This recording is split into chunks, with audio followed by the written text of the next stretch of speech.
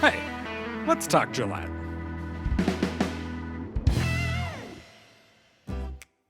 What's happening in Gillette? Next week on September 15th, so on Monday instead of Tuesday, remember, it's a Gillette City Council meeting. Before we get to the agenda, let's take a look at some other City of Gillette happenings in the next week or two. The city knows that no possible zoning code can account for all situations that could arise, and that's why we have a Board of Adjustment. If there's a conflict with the code where it would cause undue hardship to the property owners can apply for a variance to the code to the Board of Adjustment, and the Board of Adjustment is seeking new members. It doesn't meet often, only as needed, which is usually like once or twice a year. If you're interested in applying to be on the BOA, I've linked the application in the description of this episode, and you have until October 3rd at 4:00 p.m. to apply. Have you been collecting City of Gillette Police Department trading cards? Because if you are, and you haven't got the complete set, or all the ones you would like, you can try to catch them all at the Coffee with a Cop event on October 1st from 8 to 9:30 a.m. at City Brew. Trading cards are not the point of Coffee with a Cop, which is intended to break down barriers and allow citizens to get to know their local law enforcement officers. But, well, the cops will be there, and they'll have fresh batches of cards, and the cards are a good way to get to know our City of Gillette police. So they kind of go together, right? Here's what's on the September 15th City Council agenda. There's 2 parade permits because it's that time of year. The only time of year when we have 2 parades so close together, i.e., high school homecoming season. Thunder Basin High School's homecoming parade will be on September 29th at 4:30 and travel around Saunders Boulevard, Sinclair Street, NZ Road, College Drive, Slate Street, Christnick Avenue in a big loop. Campbell County gets a much simpler route for their homecoming parade on September 24th at 4:30 since it'll just travel down Gillette Avenue. Council will consider accepting a couple of bids to buy vehicles, a new diesel 4x4 enclosed cab utility vehicle, and a new 2026 Autocar ACX64 chassis with 2026 McNeilus ZR0 Radius ASL side load body. That one's a garbage truck. The council will consider acceptance for 2 optional 1% sales tax supported projects: the 2023 Water Main Interconnect Project and the 2025 Gurley Overpass Epoxy Injections Project. The 2023 Water Main Interconnect Project and the 2025 Gurley Overpass Epoxy Injections Project.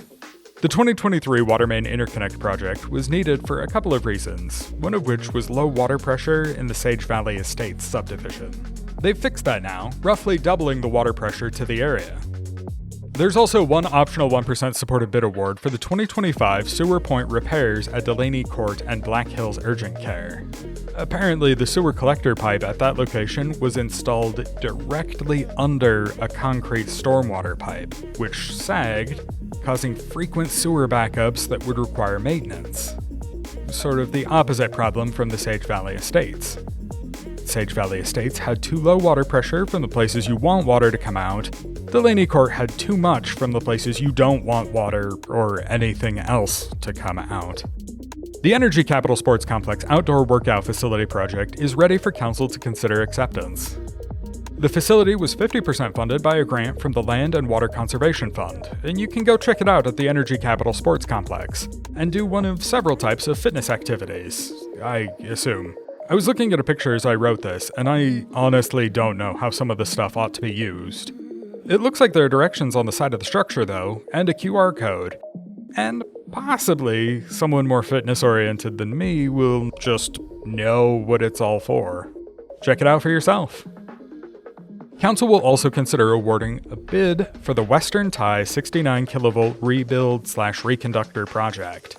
The Western Tie is not one of those mother-of-pearl bolo tie things that cowboys wear to formal events, but the city's connection to the 2 transmission sources from Wyodak Power Plant.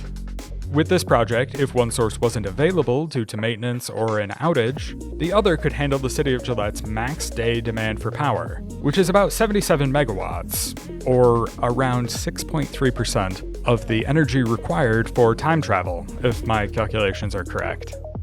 Council will also consider approving the city's health plan premiums and plan changes for 2026. And finally, there's a memorandum of understanding between the cities of Gillette, Buffalo, and Sheridan to formally dissolve the Northeast Wyoming Growth Alliance, which was supposed to have all three communities work together to promote Northeast Wyoming for economic development opportunities. Except they haven't really done anything with NUGA since 2020, so all three entities decided it was time to dissolve it.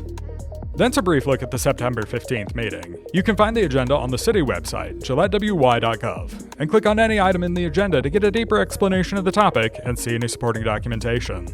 Sign up to receive meeting notices by clicking on the email updates link in the description of this episode. City Council meetings are broadcast live on GPA-TV cable channel 192, as well as streaming online at gillettewy.gov/GPA, where you can also find past meetings archived. Let's Talk Gillette is a production of Gillette Public Access Television and the City of Gillette. For more information on city operations, visit the city's website, gillettewy.gov, or follow the City of Gillette on Facebook or Instagram.